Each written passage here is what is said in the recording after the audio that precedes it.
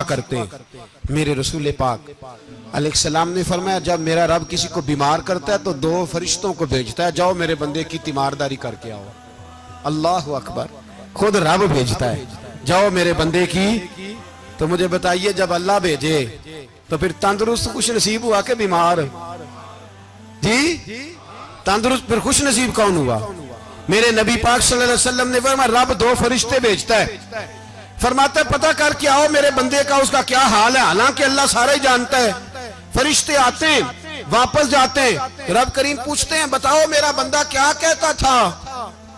अल्लाह तुझे सारा ही पता है, पर हमसे पूछते तो बता देते हैं। वो ये कहता था कि मैं अपनी रब की रजा पे बड़ा ही राजी हूं।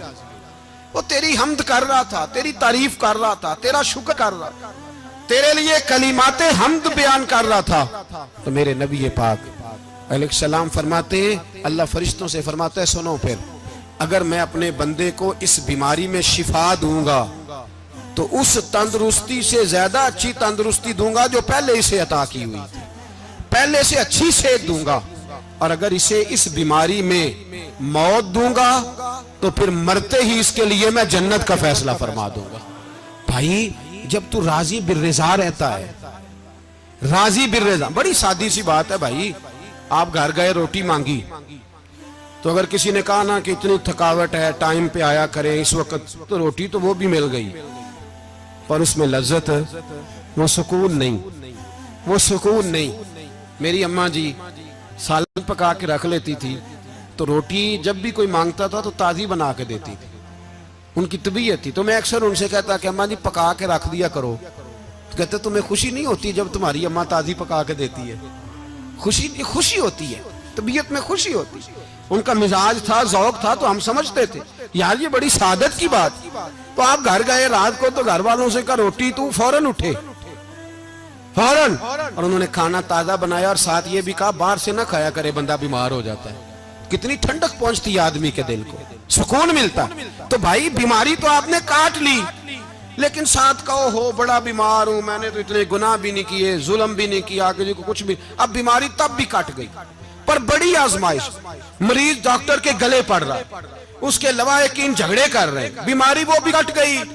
और एक बीमार वो है जो चारपाई पर लेटा है और कहता है जिस तरह मेरा अल्लाह राजी उसी तरह मैं भी राजी।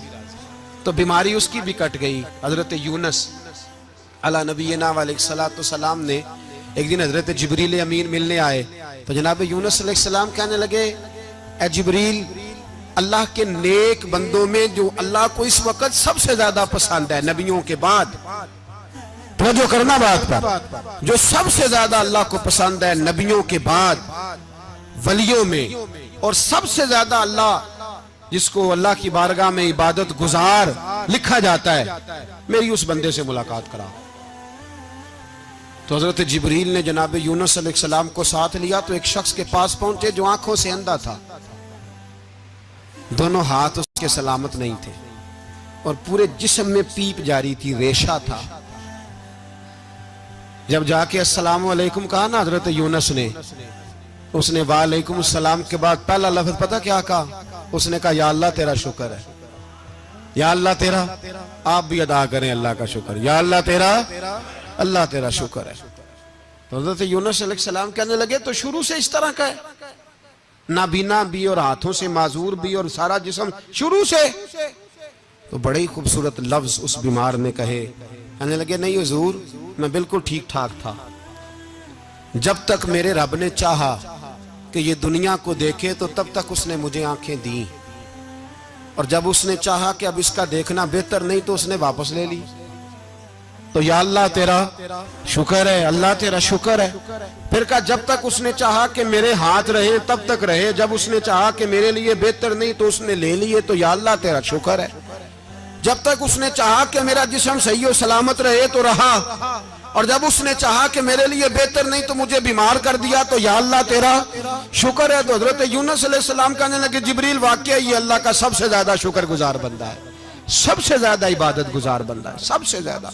मेरे नबी पाक अलैहिस्सलाम ने फरमाया मेरा मोमिन हर हाल में ही नफे में है, नेमत मिले तो शुक्र करके नफा, मुसीबत आए तो सब्र करके नफा, अपनी जिंदगी में तहम्मुल, बुर्दबारी, इल्म पैदा करें, हौसला पैदा करें।